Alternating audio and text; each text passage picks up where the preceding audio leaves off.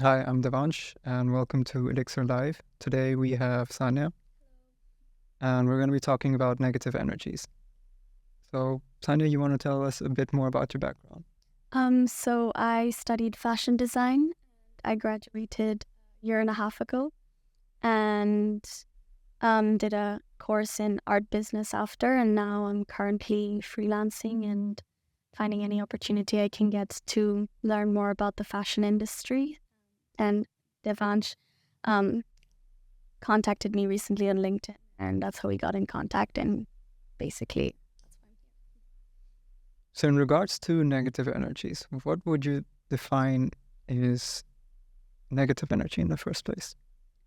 Well, it's a really broad question because it could be more like feeling low and feeling weirdness from other people.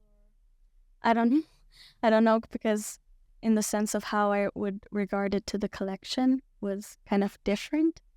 But as a whole it could come down to many things. Yeah.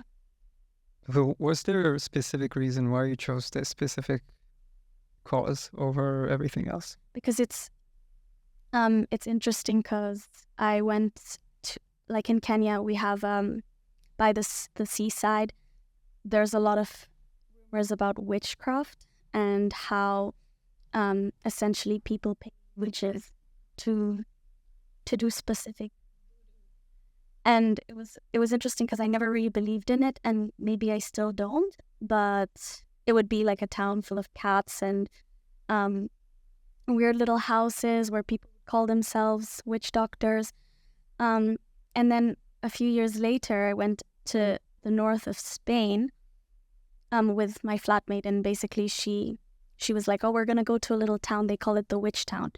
And as soon as I reached this town, it was the exact same vibes in the sense that it was by the sea, cats, weird houses.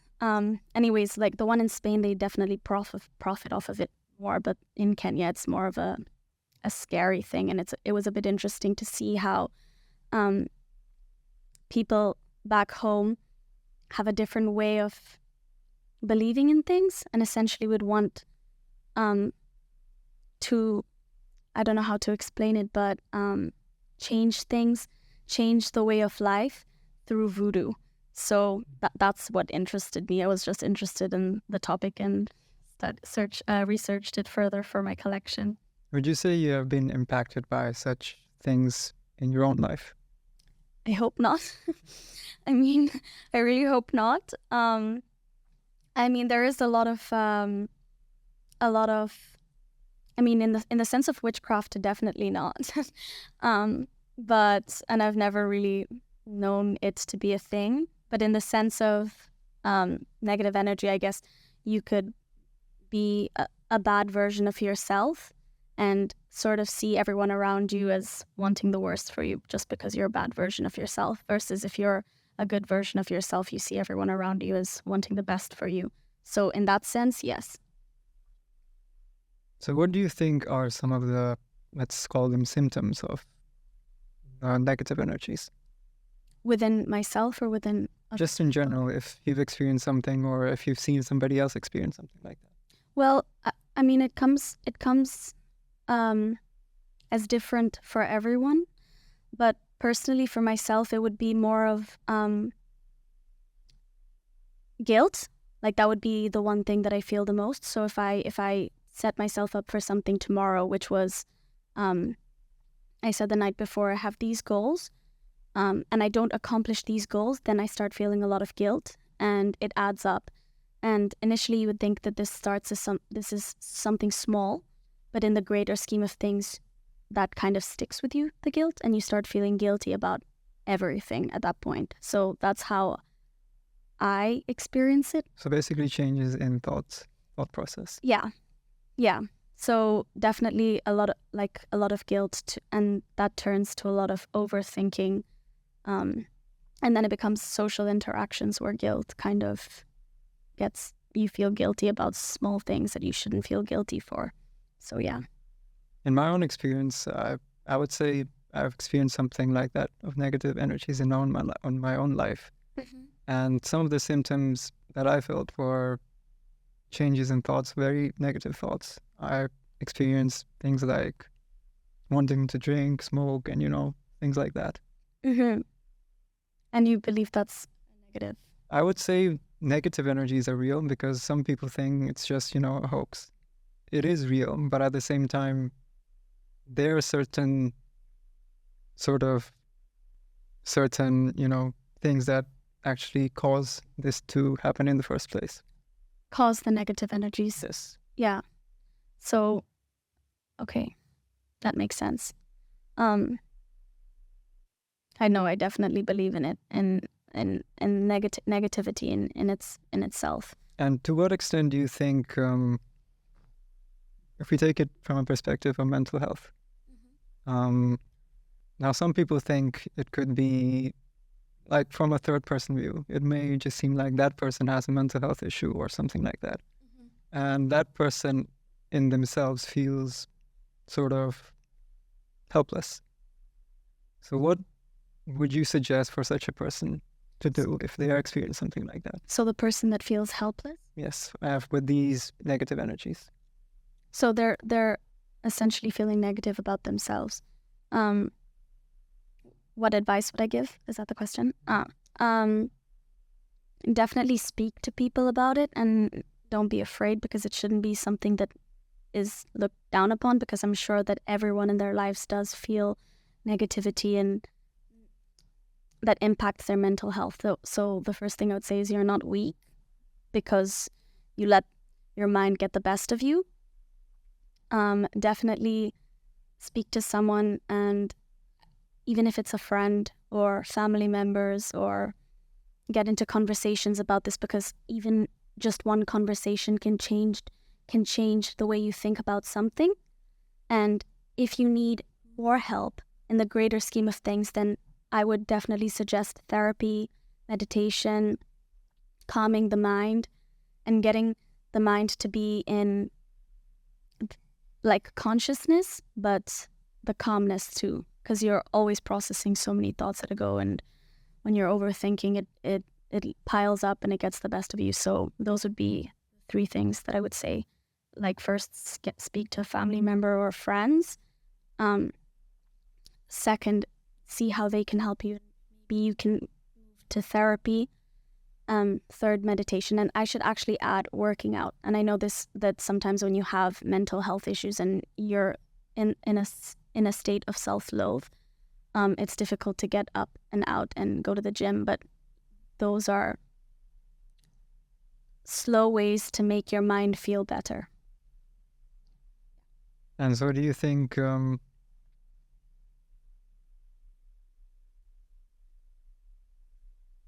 there are certain negative energies, but there's also, at least in the modern era, there's things like EMF, which can also impact an individual in terms of thoughts and this and that. So is there a way, do you think, to differentiate what is, something that's just physically there, like technology or this or that, and something that's in the range of negative energies? I don't understand the question. So how would we tell the difference if there is somebody is being impacted by genuine reasons like technology, EMF radiation, this and that, and somebody who is experiencing maybe negative energies by somebody doing something somewhere or... Okay, so first things first, the whole thing of somebody doing something somewhere, that was just an interest that I had for the collection. But in the sense of more, I don't think, I think it always starts with yourself. But also when it comes to technology, I don't know how you would be able to tell. It also depends, because you yourself can see if your screen time is over 6 hours a day and all you do is go on Instagram and TikTok. It's kind of fast dopamine, and it makes you enjoy that for the moment, but it's not like you're going to remember everything that you see on TikTok, but while you're doing it, you enjoy it. So it's fast dopamine. And in the sense of that differentiating from just how you feel generally, like they could come as a pair and go together, but it also they could be very separate things. You could definitely not go on your phone or not use social media and still bring yourself down by negative emotions. In social media, what if there's a post somewhere that says, if you find a lemon outside your house, it means something is bad? Now, it may just be that there's just a lemon there, but that post makes that individual. Yeah. That makes sense. But see exactly. But then also the social media part is you can find for that the good side of it and also the bad side of it. Because if you're having a really bad day and all of a sudden you see a post saying that you're gonna have a really good day, that could also impact your mind. Or you see a really funny video. But yeah, I definitely think they could coincide, but they could also be super separate from each other. So if we go delve deeper into negative energies, what is your belief? Do you think such things are real? Or are they just, a perspective of somebody? It's very you could say it's energy, or you could just say it's observing a situation. Because say you're in a room with someone that's super happy and you're super sad.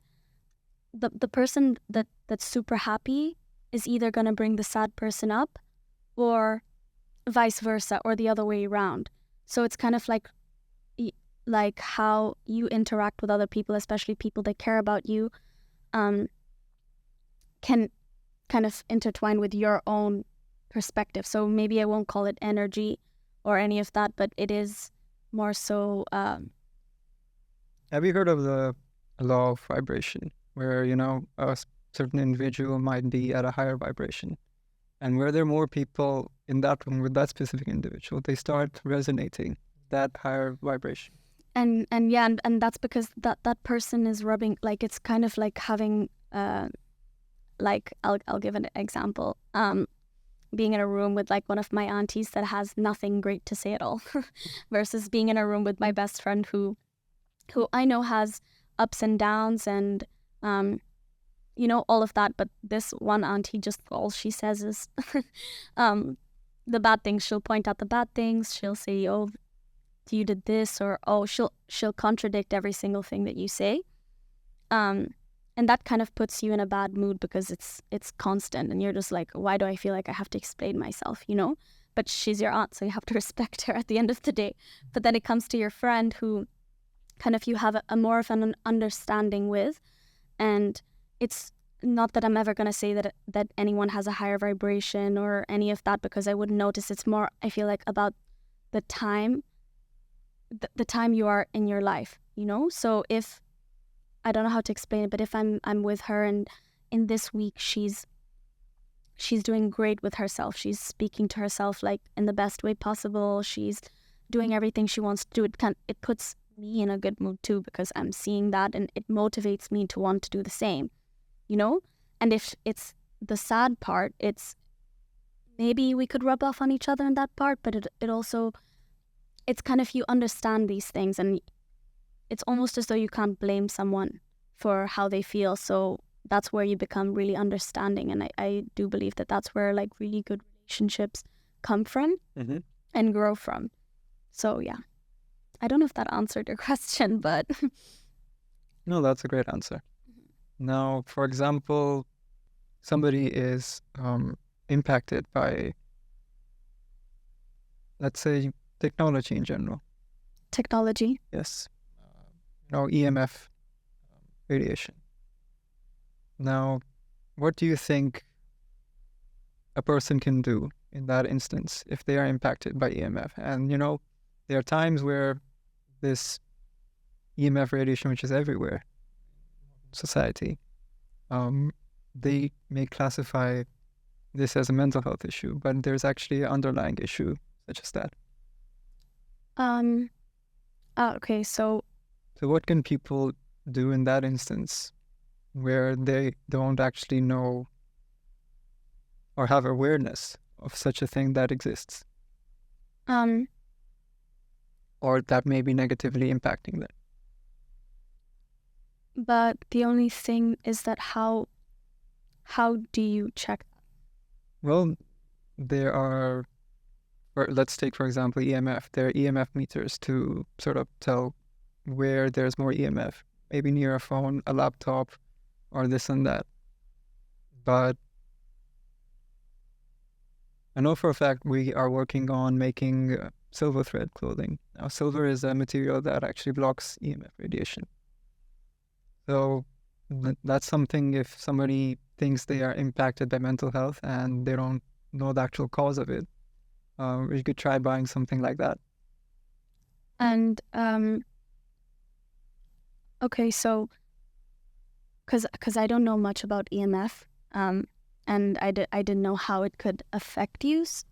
So EMF is basically all of these wireless signals from Wi-Fi, from computers, phones, this, that.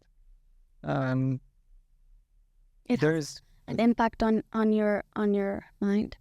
it does have an impact, and there's like a safe range where the government actually regulates how much EMF there can be in specific area. Now, from the introduction of all of these technologies, there is this skepticism that it's not harming anybody, but in reality, there is research that's conclusive for it, and that goes against it. Okay. And the silver thread clothing is sewn with silver thread. Silver thread. Okay. And that's with the purpose of? Blocking out that specific EMF signals harmful. That's really interesting, actually. And I don't know nowhere near enough about it, but I'm definitely going to research it. Now, something interesting to know is, can something like that actually block out negative energies as well? The thing is that like I said before, negative energies is just negativity in general, and health comes in that, and the mind comes in that, and like I said, also how you feel about yourself, everything. And if that's considered a negative point in your life, then yes, and that's doing something to prevent the negativity, then yes, I do believe that. And do you think if there are, say, for example, 100 people who have negative thoughts for this specific individual, this individual will be impacted even though that person doesn't know that those 100 people have negative thoughts for that person? That's a really interesting question.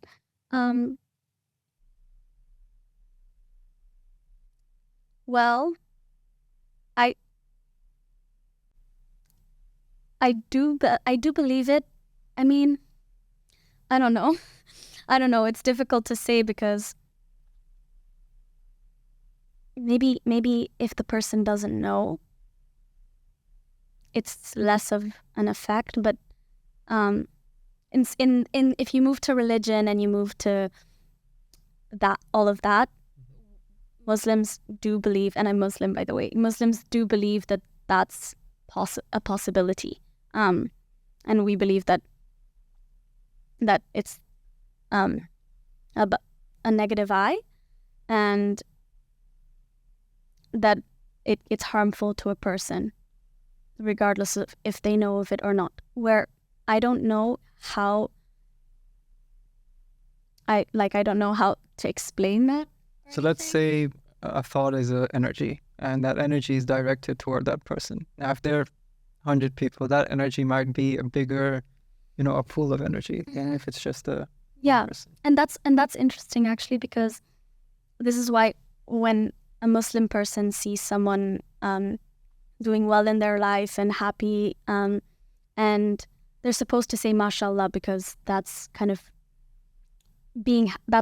that's the phrase that kind of makes them happy. I don't know how to explain it, but it's just sending your good energy, because sometimes maybe jealousy and evil eye, or any of that. Maybe sometimes it's very subconscious and it comes from a place of you don't even realize that you're doing that, and it's maybe to a point human nature, you know.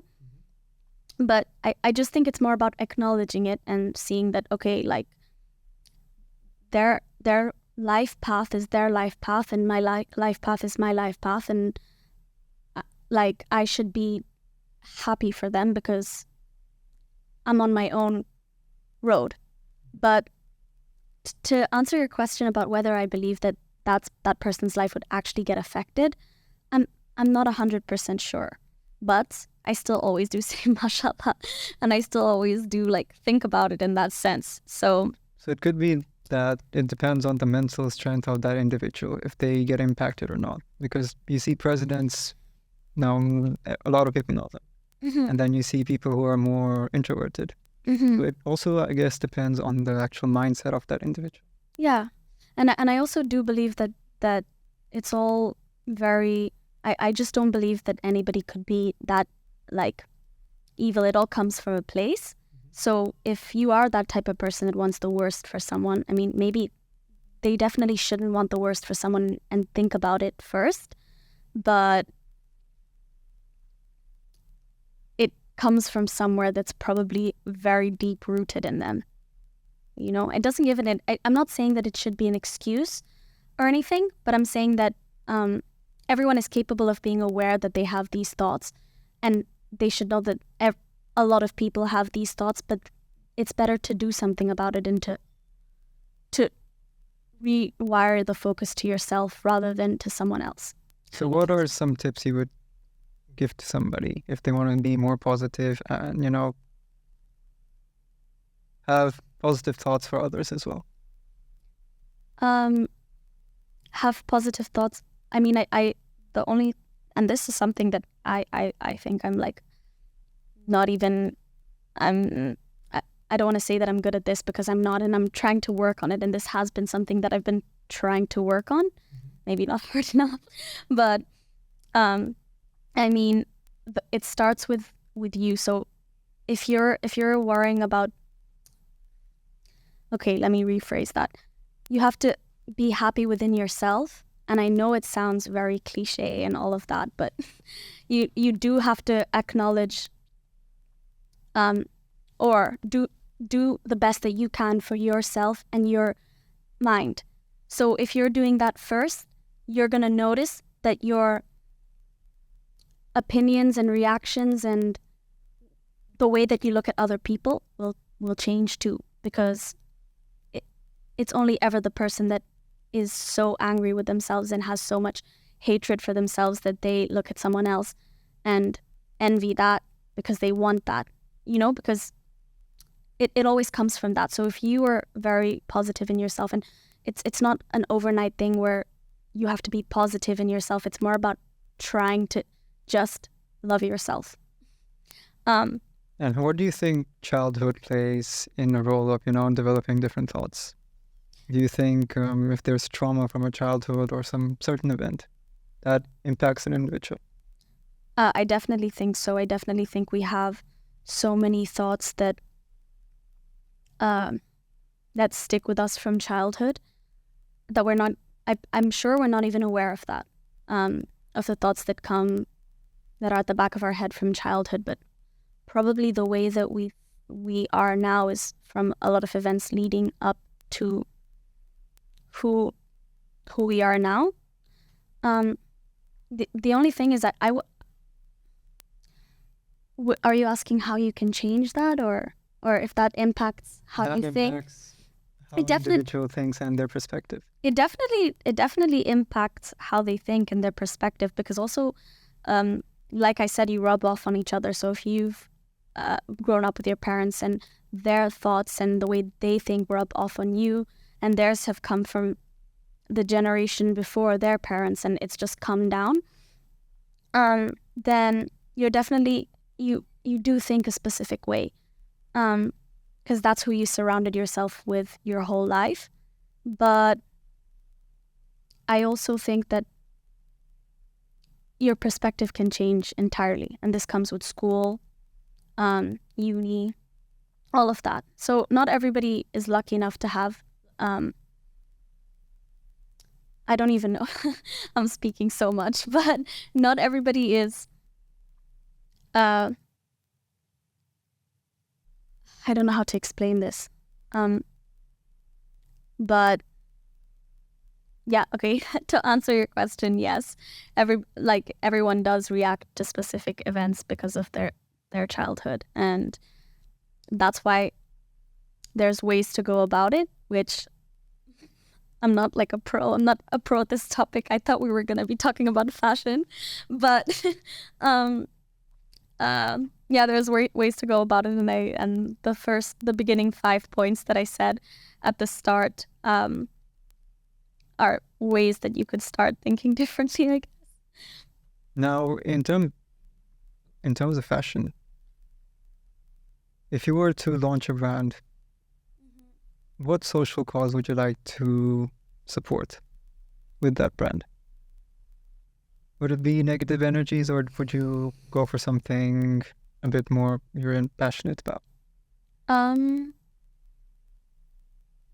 I think something that could be useful in a lot of brands is sizing, making it inclusive for a lot of women.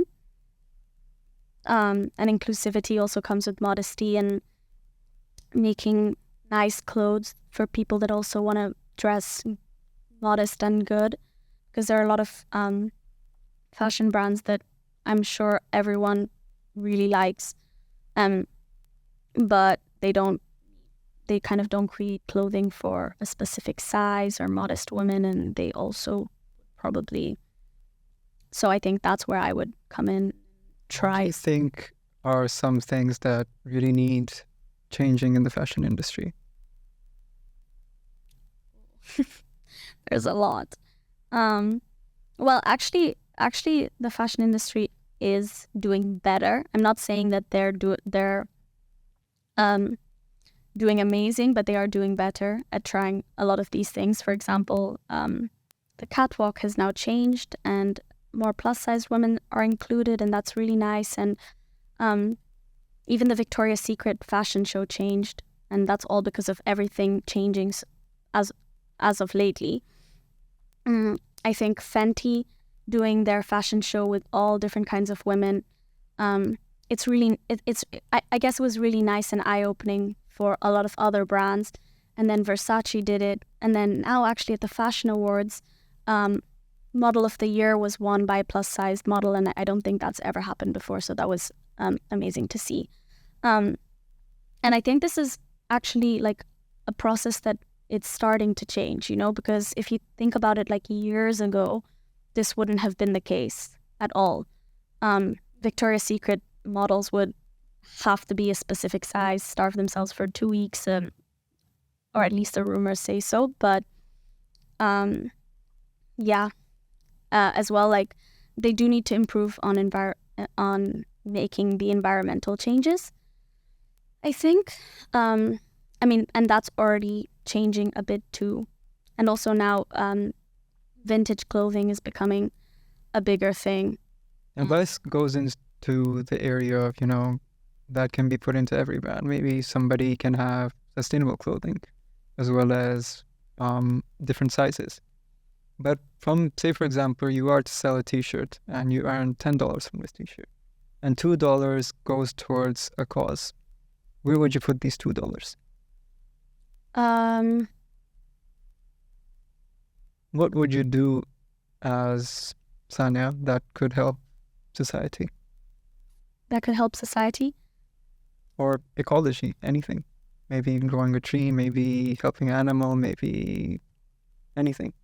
I mean, I would probably definitely do something back in my home country. I don't know what yet, because it is a difficult question, because then if you get that money, you actually have to think about it a lot to see what social cause you stand for, because there's so many.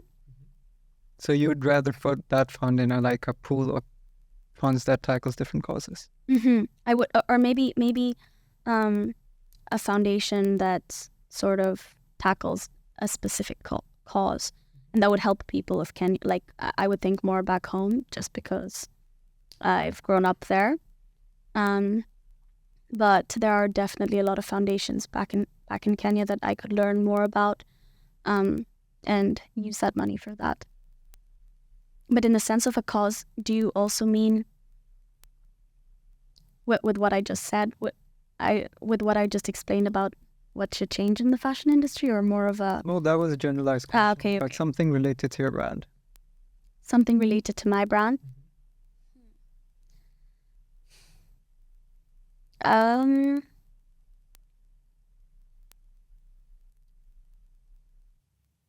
don't actually. I have to think about that, because I think that if I did have a cause for my brand, or did have a sort of something different in my brand, I would want to think about it a lot harder.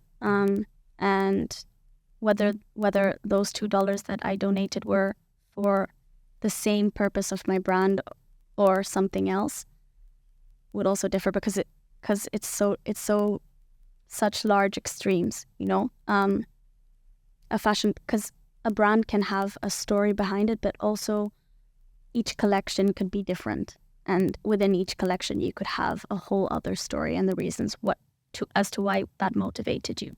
Say, for example, you are to create a collection of 10 garments. What story would you like to tell as the first collection? Okay, so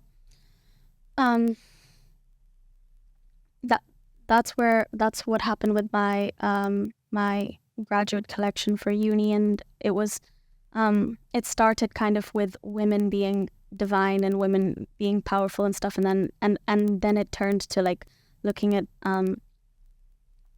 the witches, the witch stories in the United States, and then it went to thinking about the witchcraft in Kenya, that's a thing in Kenya too, and in Spain, and it all combined together, and then kind of all tied together, and found some really interesting pieces from museums and galleries and stuff of cloaks of women, and also makeup, and it all just came from women. So that's where that would be a cause that I care about, is because it would be a women's wear brand essentially to start with, and giving women the power of that, and that includes all kinds of women. That's why I mentioned modest women, and sort of giving them confidence. So yeah. Okay. So, for example, we were making a brand named The Silver Thread, and it's going to be made of silver fabric, and it tackles this cause of bringing awareness of technology in general and the harmful effects of it. Now,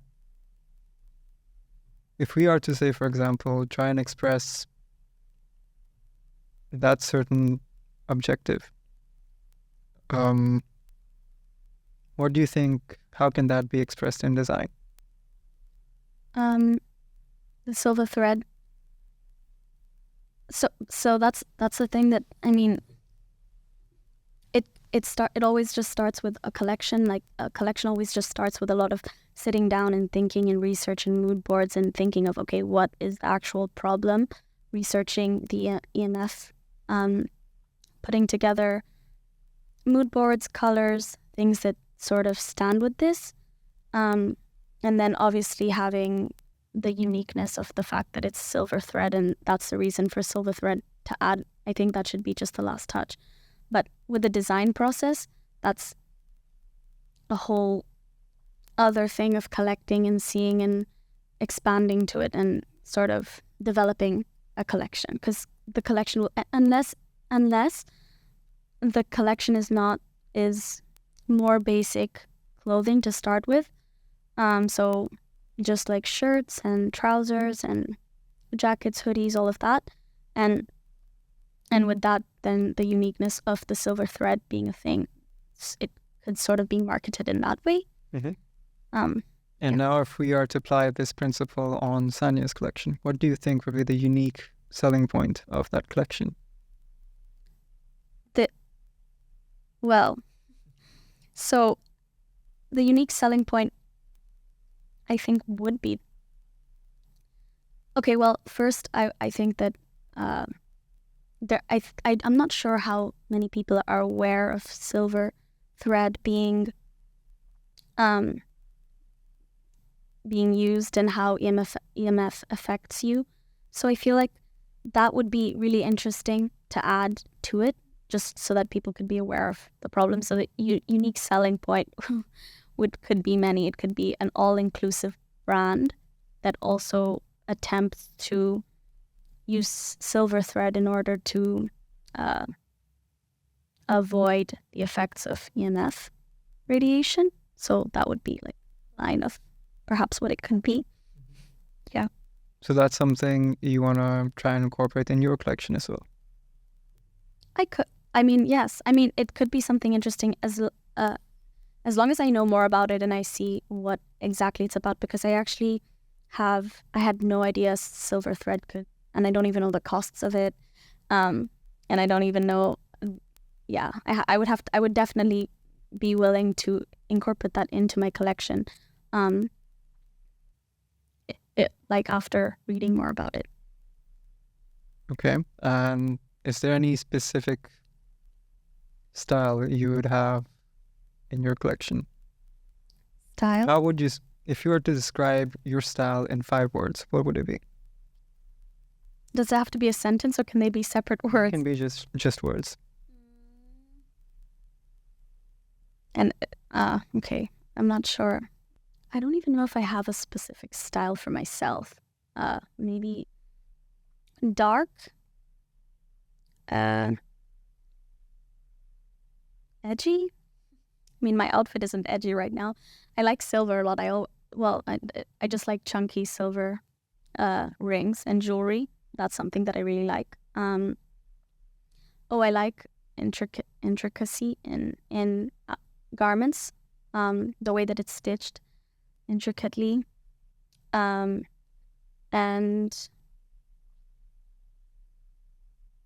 I would say standing out. I don't usually think about my style when while I was at school. I was more thinking of how it was gonna look together as a collection, but after, I did adopt a lot of qualities from the stuff that I made. So yeah. As an entrepreneur in the fashion industry, what advice would you give to those who are starting their brand? I haven't started a brand yet, and I'm not an entrepreneur yet. Well, if you are to start your own brand, what are some points you would like to share with everybody that they should maybe incorporate in their brand? In terms of the design process, or in the design process? Well, but the only thing is that I don't think I could say for someone else, just because it's so personal to them. So maybe time efficiency, because it takes so long. So and get help too, because if you're on your own, like, for sure you can do it, but it's just going to take way longer, because the first toile is never going to be exactly the way that you want it to be. You're going to have to make a few toiles. So definitely get help where you can. And good luck.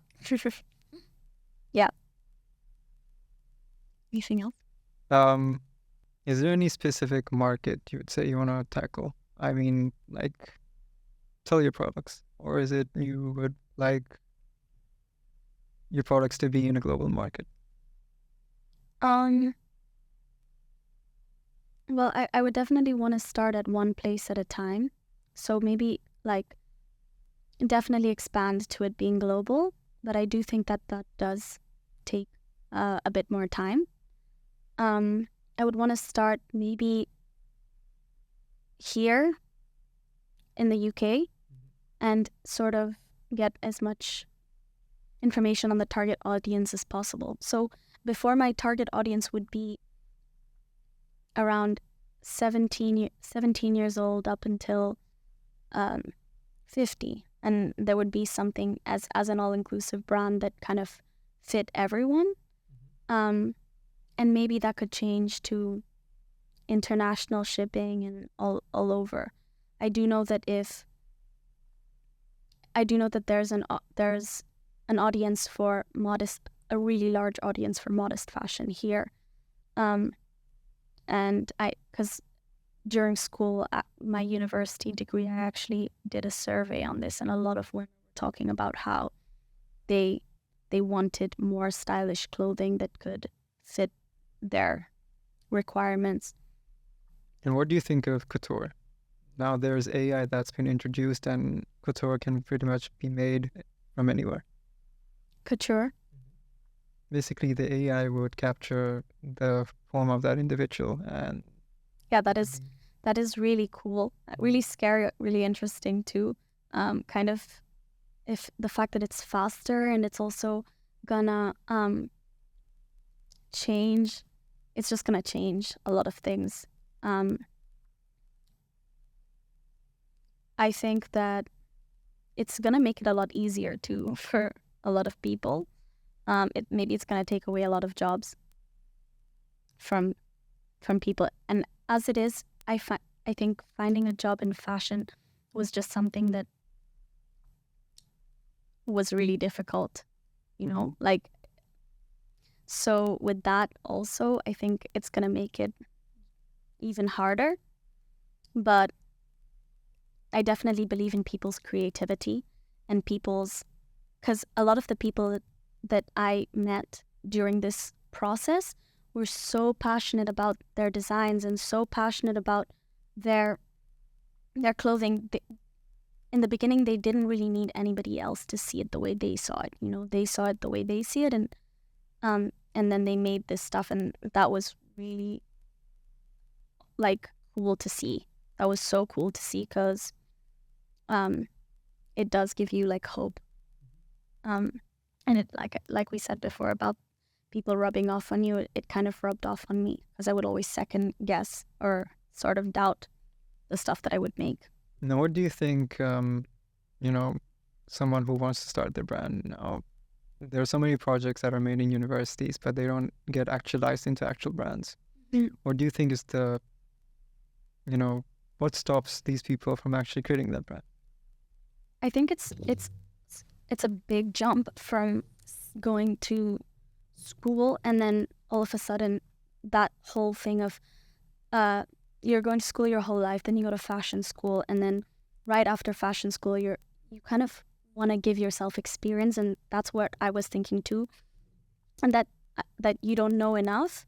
And a lot of people are thinking more in the sense of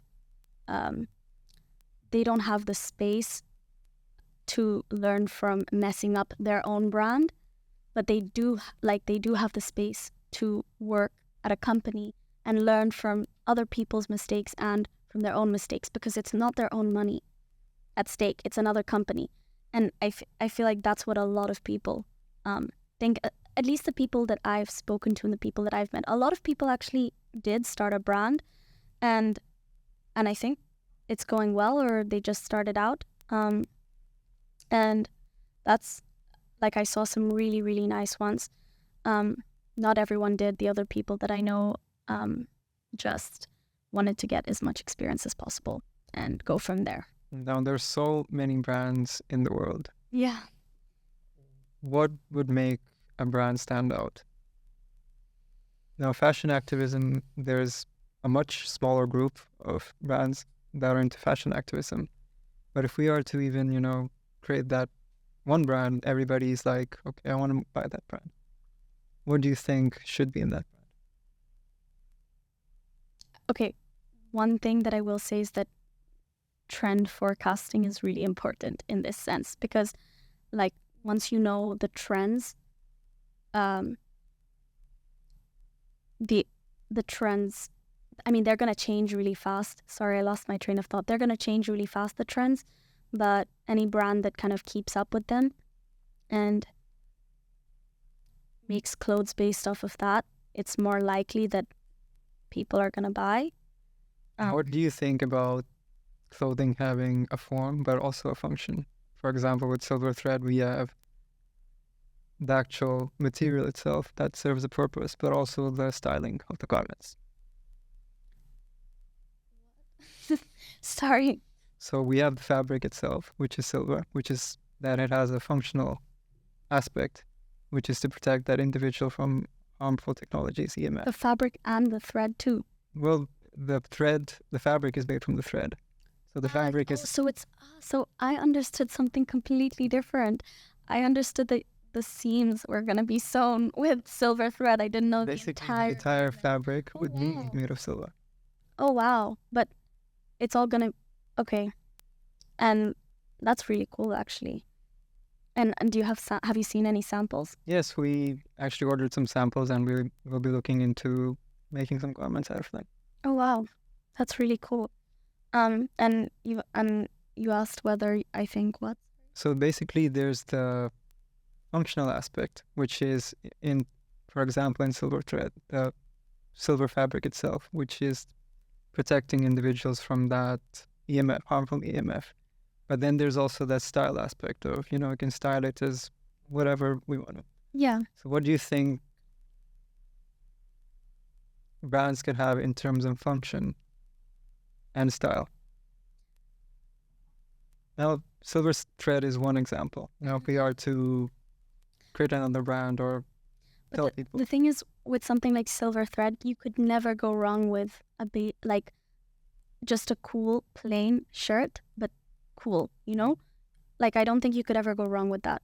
And then on top of that, if people know that it's if people know that it's doing what it does, like the cause of it, then they're gonna want to buy it more. Kind of like if you look at Uniqlo.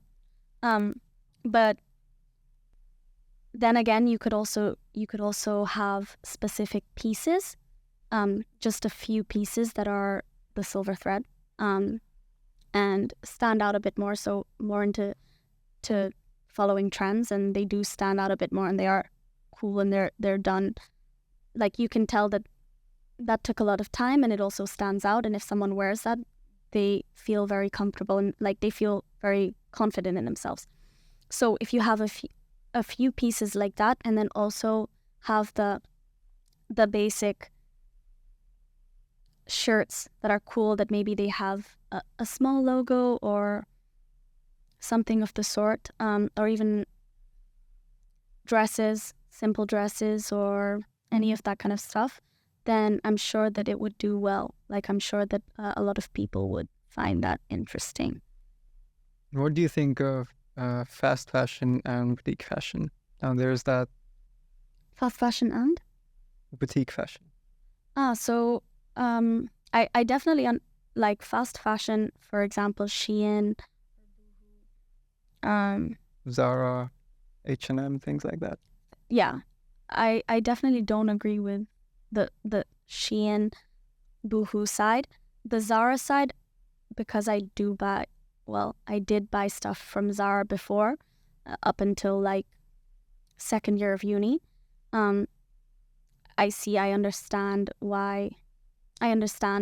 that it's changing. Like, it's a company that I'm not too sure, but I think they're introducing change, and starting to introduce change is better than nothing. So Shein, for example, releasing 500 garments on their website per day. A lot of that is going to be wasted. How long do you think individuals who buy from these brands keep that actual clothing with them? And, how much of it gets thrown away? Well, so I think more of what it is that maybe the quality of the clothing is really bad, but also maybe even if it lasted them a while, I still think that how much Shein is producing at a go, regardless of whether that person keeps the outfit or not, is gonna be wasted, because then it's kind of like mass producing. They need to make so many things to meet all different kinds of people, because they have so many different audiences, that some of the things aren't going to be bought, so they're going to be thrown into landfills. And so if a person does own Shein, maybe if you're lucky, it could last a year or 2 years, but if not, then obviously the color will start fading. Now that comes down to the quality of the fabric. Yeah, and the quality of the fabric isn't great. But they also, maybe they would either donate it, or if there's no use of it, just end up throwing it away. So I definitely disagree with that. But a good, like Zara collection, because they introduced a Zara collection, which is slower fashion. I think that would have kind of had it's a slower, like, less is going to waste. I feel like maybe they make less maybe they make less of those garments, and so those are not going to be wasted or thrown away. But I'm actually not 100% sure, so I'm not gonna speak facts. Like, I'm just saying from what I've seen, and how it's trying to say, maybe they're trying to do it just for the purpose of people realizing and people changing, because people are changing and people are realizing that fashion needs to change, and they care so much about the environment. So maybe brands like Zara and H&M are like, okay, we have to follow this because it's a trend now. So I'm not 100% sure. And if you were to start a brand, would you want it to be fast fashion or boutique? No, definitely not fast fashion. Just because, no, I don't think so. I think I would definitely want it to be more, less on the camp side, like less on the, because on my uni degree, I did have to, like, was thinking about things more on the sense of making it different and very large and very not very commercial. I would try do a more commercial brand, but slow, definitely a lot slower. And I don't, because I don't agree with just making things in mass and paying little for it. So now, for example, so you're saying price does play an important role in a customer deciding how long they want to keep that garment. Maybe it's not how long they want to. Yeah, I mean, they're gonna. If you have a quote from, say, Loro Piana or something from Zara, then I mean, or is it more the quality they care about? No, it's more the quality for sure. I mean, a lot of people care more about the quality, because if you're gonna go to a fancy birthday dinner, then you're gonna prefer wearing something that looks good quality than something that doesn't look like good quality, But I don't think it's because of the price. You know what like that sounded like it could be interpreted in so many ways, but what I mean is that just because something has a high price doesn't 100% guarantee you that it's going to be good quality. But if you go there and you look and they have a good reputation for it being good quality, then maybe you're willing to pay the price. But also, if you look at prices of Zara and H&M now, like, they're turning sort of into boutiques. They're quite expensive, actually. I guess it could be that there is, but are the people who are making them, are they getting paid that equivalent amount that they're increasing those prices for? See, I have no idea about that with H&M's or any of that. I have no idea. Now with Elegant Initiative and Elegant Store, basically, we are looking to uplift the community in India, tailor community. And we have a certain percentage that goes to the women there that make these garments. But we sort of want to uplift them out of that poverty situation. So is that so with many brands around the world? That is really interesting. I didn't know that. And how long ago did you start again? This is a year, a bit more. Oh, wow. Okay. And would you say that any of the brands that have joined you, you've been able to sort of introduce them to tailors and basically the individuals who make a brand with us, we would source their clothing from our workshop there, because we want as many sales and a higher amount going to that workshop and those individuals, and eventually uplift them out of that poverty. And there are a lot of women who have the skills. They don't, they get paid pennies, knowing the fact India. that, And is the minimum wage is really low? well, let's say if there's a t-shirt here being sold for £20, maybe less than £1 goes to individuals there, if it's in a conventional business. But what we try to do is maybe have £5 or more, have like a percentage of how many they have, like a set salary plus bonus percentage of how much we can sell. And are the brands that you work with, are they in contract stuck? Like they can only sell with you? Well, we have a global store and we try to sell, they can sell on their own store, have their own website, but we sort of market those brands, like Farfetch. Kind of like Farfetch, yeah. Oh, okay. But more for Fashion activists. Okay. That's really interesting. Yeah, it's a really good idea. And I'm sure you've met a lot of interesting people from different brands, because obviously a lot of people that have a story behind their brand. Sort of trying to figure out their story.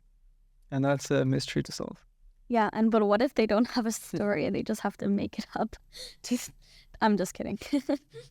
But I feel like sometimes I'm like thinking like I need a story behind what I'm doing right now so it can attract more people. Well, when you have a story, you would stay a lot more, an individual stays a lot more motivated towards making it. Yeah, that's true. If it's, just I have to make a t-shirt today, well, okay, get it done. That's that. That's true. And it's more personal to you. That's also true.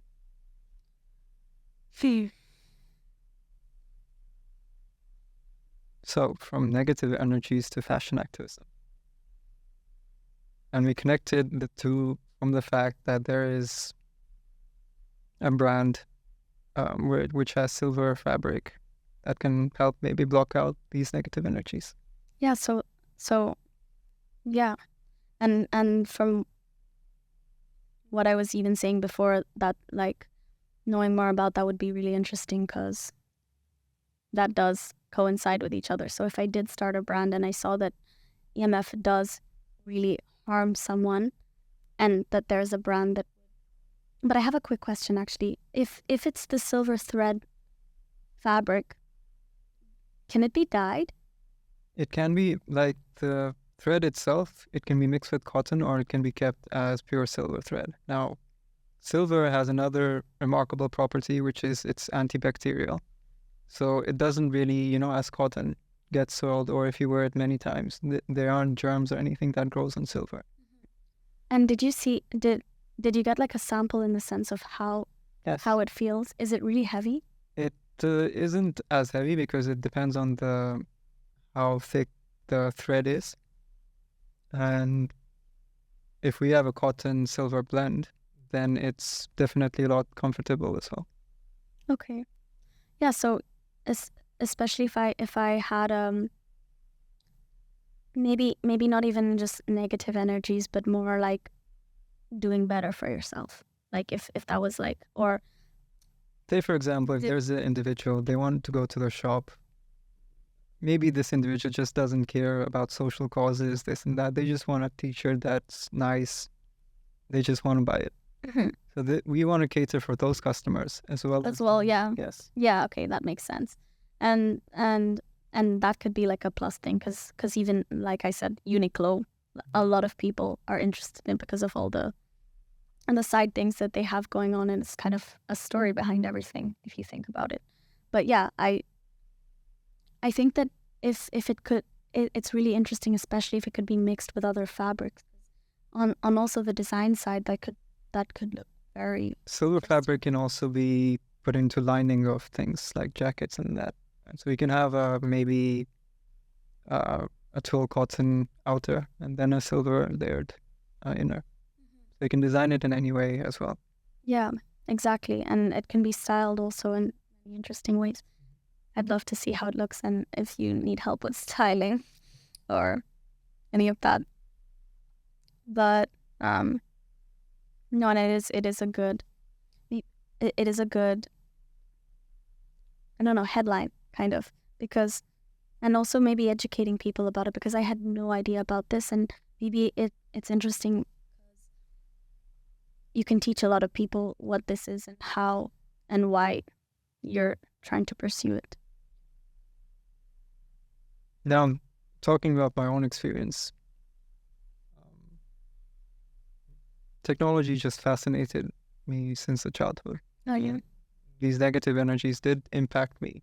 So I was always wondering, is it that, or is it that? And eventually I did figure out that EMFs do play a role in that background health of an individual. It may not be something that's very apparent, but it's noticeable. If you go to, say, for example, a mountain, there's nothing, and a city, difference you can feel. Yeah, okay, that's true actually. I never thought about it like that. I thought I was more imagining it in a sense of like using your phone so much, and it yeah, but I get what you mean. But yes, a phone does have EMF, and if you have a phone next to you, Constantly. yeah. And the thing is that I never thought of it in the sense of it affecting your mind, which is also that's really interesting. Thoughts are electro pulses, and that's also similar. It's like an electrical pulse. It can. And so is the Silver Thread your brand, or is it someone that you're gonna kind Well, of work we're with? looking for collaborators, and it's just a cause that's And it's interesting. and it's your idea. Our idea. Okay. Well, that's and did that come recently, or was that from a long time ago when you first started the Elkind Initiative? Well, in university, I bought this little box which was meant to block out or overpower these EMF energies or Radiation? radiation. Yes. And you would keep that just in your room? I just wanted to see what's the difference, and I bought some hats and this and that. What is the difference? And could feel the difference. Oh, you could feel the difference. So you would leave it in there for like some days, and then oh wow. And what kind of differences did you feel? A lot more calmness and peace, like internally, in terms of the thoughts and mind. Yeah, because this entire time when you were talking about EMF and all of that, I was picturing it as a different scenario in my head. But now when you put it into perspective, when it's more about like staying away from all of this, and Developing technologies that don't have. when you explained it in the sense of going to the mountains versus being in the city, and how that, yeah, you can feel more at peace. And that's why a lot of families also have a rule to leave cell phones out of the bedroom at night, or laptops. Airplane mode or... Yeah, and actually now another thing that I think about is that sometimes I have insomnia, and insomnia has to be the worst thing ever, but that all stems from me going on my phone at night, because I'm trying to sleep and I'll just be on my phone for 5 minutes, and then I can't sleep, and then I have to pick up my phone again, and then it just turns into a cycle where I'm addicted to it. So yeah, I can see that that's very, like, that's something that in the moment I don't realize that it's doing that to me, but afterwards I'm like, okay, I'm talking to my friends about it, and they're like, were you on your phone the whole time? Did you at least not try to get off your phone, because maybe that would help? So thank you, Sonia, for this conversation. oh, thank you for having me. I had no idea what to expect. I thought initially that we were just gonna be on a Zoom call or something, but thank you for having me. So this was Elixir Live, and we talked about negative energies. Do visit our website, www.missionelixir.com. We're a personal development and well-being platform that tackles suicide prevention as a social cause and helps out individuals who are severely impacted by mental health. Thank you very much for joining us, and we'll see you next time.